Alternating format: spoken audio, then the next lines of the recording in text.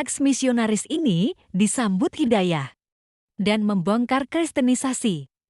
Di Makassar, Kenalkan, nama baptis saya Febri Ferry Tandaan. Nama Islam saya sekarang itu Abdul Aziz Algowi, tapi tetap di belakang itu saya ambil nama saya Febri Tandaannya, itu aja. Sebelumnya gereja saya itu Protestan, kebetulan Bapak pensiunan Nauri juga. Sebelumnya saya aktif di gereja, setiap kegiatan-kegiatan yang dilakukan di gereja itu selalu saya hadiri. Kalau di Islam itu bilangnya misionaris. Jadi memang pada saat itu kami ada kegiatan juga di Malino, di Kapang, di Kapang dan terakhir itu di Sopeng. Itu saya pernah ikuti. Mungkin kejadian pada saat itu yang saya ketahui itu tahun 98 pada saat itu krisis moneter. Itu kami dibawa ke Malino, tepatnya di kebun Markisa Kandreapia. Di situ memang ada gereja di situ. Jadi kami dikumpulkan di kota Malino pada saat itu, yaitu di gereja Katolik dari semua gereja-gereja yang ada di Makassar. Kegiatannya kami belum tahu, nanti pada saat kami digerakkan kan beda-beda, ada berapa tempat, memang kebetulan saya dapat di Kandreapia sama teman-teman yang lain. Seperti itu kegiatannya. Ya katanya bakti sosial, awalnya bakti sosial, ternyata pada saat kami ke situ memang ada sih waktu hari Minggunya bakti sosialnya ada. Di situ ya kami mengajak orang-orang untuk supaya bisa masuk ke Kristen pada saat itu. Jadi memang waktu pertama kami diajak seperti itu tidak ada dari gereja bahwa ini akan ada pemurtadan seperti itu. Nanti pada saat kami di Malino dan kami disebar baru ketahuan seperti itu. Awalnya bakti sosial seperti itu. Kami misionaris. Hanya memang pada saat itu banyak pendeta-pendeta muda yang ikut juga dalam kegiatan tersebut. Jadi kami mengajak anak muda yang memang kegiatannya hanya minum, tidak pernah ke masjid. Ya kami mengajak bahwa ada kegiatan nanti hari Minggu. Kalau bisa keluarganya juga diajak dan mereka mau. Kami dapat data kembali dari Kandreapia itu memang generasi ketiga pada saat itu ada sekitar hampir 100 orang pada saat itu. Dan itu diakui dengan anak kepala desa, karena dia sempat juga murtad. Kami kunjungan ke sana belusukan bersama tim Arimatea yang dipimpin langsung sama Ustadz Jungsar. Memang betul dan mereka mengakui bahwa memang ada kegiatan seperti itu pada saat krisis moneter 98. Mulai dari masih sekolah sih, anak muda sampai orang tua juga. Di situ itu dulu katanya rumah Pak Desa jadikan gereja. Menikah dengan asli Makassar. Saya menikah tahun 2005. Ya. Tapi waktu saya dikasih menikah sama keluarganya istri itu memang itu kami hanya saya tidak cinta agamanya. Karena saya memang di keluarga saya dari 5 bersaudara, saya anak ketiga pertama laki-laki. Memang saya paling anti sekali dulu itu sama dengan Islam. Karena kami sudah memang dianukan sama orang tua bahwa Islam itu keras, Islam itu teroris, Islam itu ya seperti apa. Tapi berjalannya waktu 2005 itu saya menikah sama istri saya, Hamdayani. Itu didasarkan hanya karena cinta aja, bukan karena cinta agama, tidak. Itu waktu saya menikah memang saya bilang sama keluarganya, saya bilang saya mau menikah sama anaknya Ibu, Pak Bu Haji pada saat itu almarhum, sudah almarhum sekarang. Saya bilang saya menikah karena cinta aja, bukan karena cinta agama. Sempat ditolak juga, tapi karena berhubung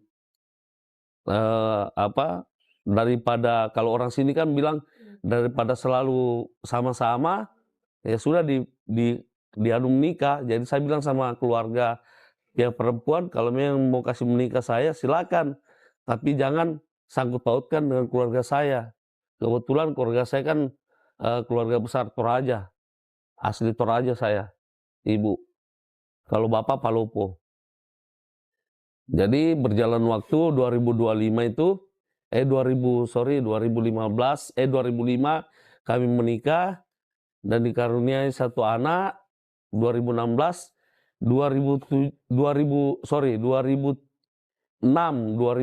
kami dianugerahkan seorang putri. Nanti 2007 saya murtad lagi. Alasan saya murtad karena tidak ada pembelajaran di Islam. Dasar saya menikah pada saat itu memang bukan agamanya. Cinta orangnya, bukan agamanya. Nanti 2007 karena tidak ada pendampingan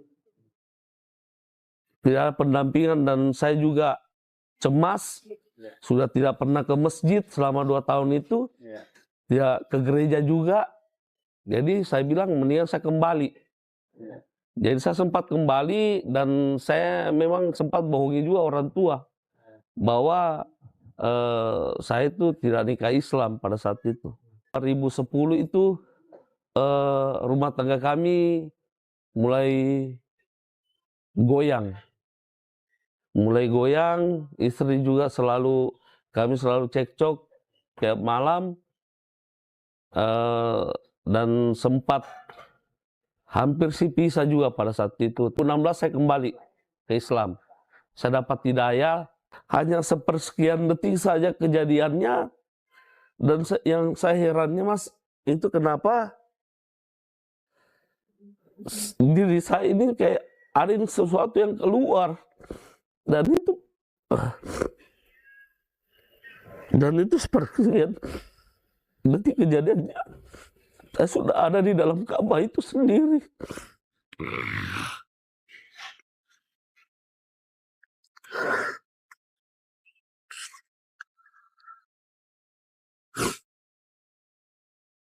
Saya ada di dalam Ka'bah itu sendiri dan saya melihat diri saya sudah ditelanjangi, tinggal pakai celana yang kalau zaman dulu itu hanya celana kolor begitu, putih, dan saya disebut nama saya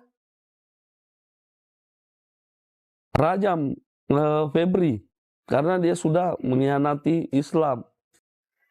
Apa yang saya hianati dari Islam? Ternyata saya baru tahu setelah saya diskusi dari Ustadz, dari apa, ternyata pada saat kita bersahadat itu, itulah janji kita dengan Allah. Dan itulah yang mungkin terjadi di belakang saya, dicambuk 3 kali Mas. Saya dirajam. Seperti kayak orang kalau kita lihat mungkin di Aceh atau di apa. Saya disuruh duduk kayak seperti ini. Dan saya dicambuk. Di belakang saya ini 3. Itu ada 3 cambukan Mas. Dan pada saat cambukan pertama dihantam ke belakang saya itu, saya juga merasa hanya badan saya ini yang kaku, hanya bisa begini aja. 3 kali. Setelah 3 kali itu sudah kejadian kembali lagi normal. Karena saya sempat dengar juga Dokter Andika bicara bahwa akan ada seperti ini. Jadi singkat cerita, dari perjalanan hijrah saya itu ke kamar mandi untuk memastikan apakah betul yang ada di belakang saya ini cambukan atau bukan. Karena saya sudah rasa pedih sekali. Setelah saya diizinkan untuk ke toilet, saya lihat Mas betul hangus badan ini belakang 3. Betulan berbekas 3. Itulah tidak sadar sesadar-sadarnya dan bisa diminta keterangan ke dokter Andika pada saat itu kejadian. Dan memang pada saat itu ada kegiatan di Jakarta pada saat itu. Dokter Andika lihat itu bekas bukan? Enggak, tidak ada pun satu orang yang melihat bekas itu, Mas. Jadi saya simpan itu bekas ada 2 minggu. Istri saya pun tidak pernah melihat, karena saya terus terang kalau sudah sampai di rumah biasa itu hanya pakai sarung, tidak pakai baju. Selama 2 pekan itu saya selalu pakai baju karena saya tidak tahu, setiap saya mau menjelaskan ke istri itu kayak susah untuk mengungkapkan. Maksudnya tidak pernah saya mau bilang apa sampai pernah istri bilang itu kenapa belakang kamu? Bilang enggak Ji, enggak ada masalah. Sempat dia bilang coba balik, bilang jangan Mi. Nggak usah kita tahu masalah itu, bilang nggak usah. Jadi saya hanya diam. Di sini juga sebenarnya pentingnya dengan kejadian ini saya mau sampaikan kepada keluarga saya yang ada di Mande bahwa dengan hijrahnya saya di Islam itu tidak ada hubungan dengan istri saya, bahwa saya disantet lah, dia guna-gunai lah, apalah. Dan ini murni Allah mungkin sudah takdirkan saya untuk kembali ke jalan yang benar seperti itu. Jadi banyak yang saya dapat hikmah dari perjalanan hijrah yang diri saya sendiri yang dapatkan, bahwa setelah kita hijab kabul dengan mengatakan la ilaha illallah, itu kita sudah murka sama Allah. Dan pesan saya kepada teman-teman yang di luar sana yang mungkin mau coba-coba untuk bermain dengan hanya karena mau menikahi seorang muslim atau apa, jangan sampai kejadian sama dengan saya. Ini tidak mimpi, ini nyata, dan itu yang saya alami. Dan alhamdulillah saya dimudahkan dengan bacaan, saya bisa membaca Al-Fatihah langsung pada saat itu. Saya juga alhamdulillah berterima kasih kepada Dokter Andika dan teman-teman yang ada di Jakarta, di Bandung, termasuk Kang Badri. Saya disahadatkan sama Kang Badri karena memang itu hari pas 2016 bulan 4 saya disahadatkan di Hotel Ramedo karena ada kegiatan kami juga di situ. Kang Badri yang ambil langsung untuk pensyahadatannya. Jadi sebelum saya disahadatkan, Mas, alhamdulillah saya di ru'yah. Itu juga mungkin pentingnya buat teman-teman di luar sana, sebelum kita mensyahadatkan teman-teman kita yang bukan muslim, bagusnya memang di ru'yah. Karena kenapa? Alasannya supaya kita terjauh juga dari hal-hal yang tidak kita inginkan, seperti itu. Itu aja, mungkin karena Kang Badri juga pada saat itu dia bilang, saya minta izin untuk bisa meru'yah Febri sebelum kita sadatkan. Dan itu banyak Mas saksinya, dan teman-teman yang mungkin melihat channel ini, nggak apa-apa, silakan. Kalau memang masih mau kurang yakin dengan bisa berhubungan dengan Arimatea, karena saya juga salah satu anggota di Arimatea. Alhamdulillah, memang pernah itu saya setelah kami sempat sahadatkan teman saya di Swalayan, teman istri juga, awalnya itu dia mau menikah katanya. Ini yang menarik. Jadi pada saat dia mau menikah sama teman juga ini yang Swalayan, teman ini mengatakan ke saya, Febri, minta tolong dong, ini ada teman, dia mau menikah sama saya. Tapi kayaknya saya ragu, saya bilang silakan. Karena semua itu sudah pernah saya jalani. Jadi saya tahu, bukan karena saya punya kelebihan, tidak. Semua itu kehendak karena Allah. Jadi alhamdulillah dengan berjalannya waktu, kami training itu anak selama 3 bulan dengan petunjuk dari Ustadz Jumsar dan Ustadz Sabtani. Saya dikasih amanah untuk training beliau sampai beliau benar-benar memang untuk menjadi seorang mualaf. Dan alhamdulillah sampai sekarang pun banyak godaan-godaan beliau, sampai sekarang pun beliau itu Anto itu pernah dicoba sama istrinya sendiri, dia cerai dari istri yang Islam ini. Sempat juga dia juga mau murtad kembali. Jadi sempat saya bilang sama Anto, ingat bersahadat itu hanya satu kali sebenarnya kalau saya. Karena kenapa? Contoh saya lah, saya bilang, mempermainkan Islam. Jadi yang saya bilang kenapa mempermainkan Islam? Karena pada saat kita bersahadat, disitulah hijab kabulnya sebenarnya. Allah murka sama orang-orang yang mempermainkan agamanya.